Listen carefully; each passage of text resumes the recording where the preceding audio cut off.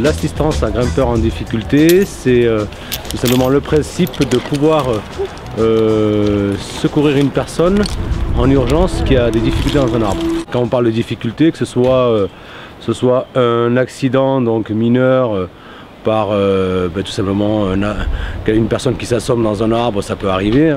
Ça peut être une personne inconsciente, ça peut être une personne qui se coupe. Alors là, c'est vraiment encore un principe qui est un peu plus difficile à gérer parce que la personne est coupée, donc il fait qu'il faut rapidement intervenir. Le but, c'est de pouvoir grimper rapidement avant que les secours n'arrivent pour porter assistance à cette personne qui est en danger.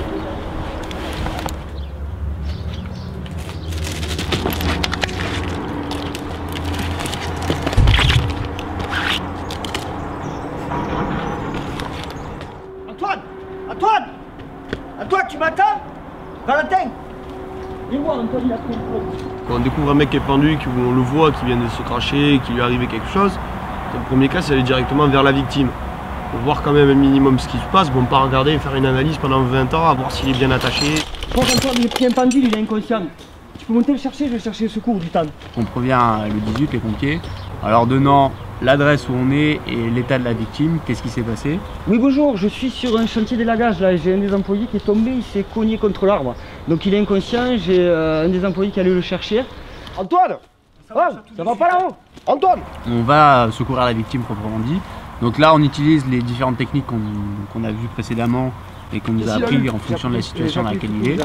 Je sais pas, j'étais en train de parler avec le client, j'ai entendu un bruit et je me suis retourné, il était pendu. T'as vu s'il y avait du sang, s'il y avait quelque chose? Non, j'ai pas vu. Tout à l'heure, j'ai appelé, il répond pas.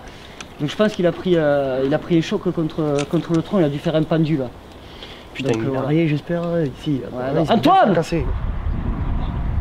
On sait très bien que dans des cas d'accident, c'est vrai que ce qu'on risque le plus, c'est le suraccident. Donc on les initie vraiment au fait de grimper en sécurité. C'est pas parce qu'il y a une personne qui est en danger là-haut qu'il faut se mettre en danger aussi. Voilà. Donc on va le chercher. Donc une fois qu'on est arrivé en haut, soit si on peut, on l'immobilise avec la BMV, donc avec la sangle, pour voir qu'il soit dans une bonne position.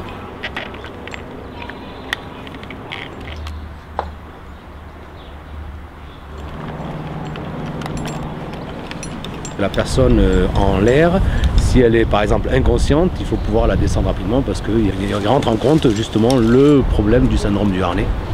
Donc c'est à peu près 7 minutes où c'est qu'on doit vraiment arriver et mettre la personne en position avec nous dans l'arbre avant de la descendre.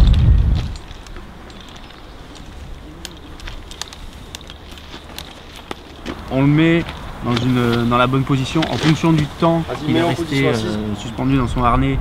Soit on le remet directement par terre, soit on attend, on a trois étapes, on le laisse debout, après on l'assoit un peu et après on pourra l'allonger. Et on n'oublie pas de virer tout ce qu'il y a sur son baudrier pour qu'on ait un accès facile à la victime et qu'une fois qu'elle est allongée, de desserrer, d'enlever son baudrier, de couper son point central et de desserrer son casque. Mais on n'enlève surtout pas son casque si jamais il y a un choc à la tête, ça pourrait aggraver les choses.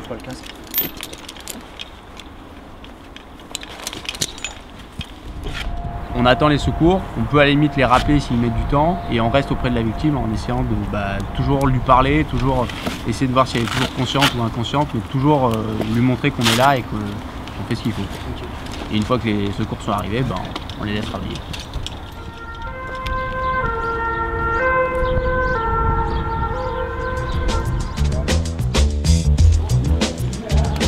Du coup, par rapport à la formation, je trouve que c'est vraiment important que les futurs arboristes grimpeurs aient vraiment en tête cette notion de sécurité. En plus, ça va un peu de pair avec la qualité, je trouve, et pas du coup en contrainte. Et ça peut vraiment être bien d'apprendre vraiment d'acquérir toutes les techniques nécessaires à la sécurité et du coup de s'imposer de travailler avec pour pouvoir réussir à terme à être efficace avec ces techniques. Du coup, ces techniques, elles ne sont pas qu'une contrainte, elles peuvent servir à être mieux placées, mieux positionnées, à faire du meilleur travail. Et en plus de ça, elles assureront une meilleure sécurité pour les arboristes grimpeurs.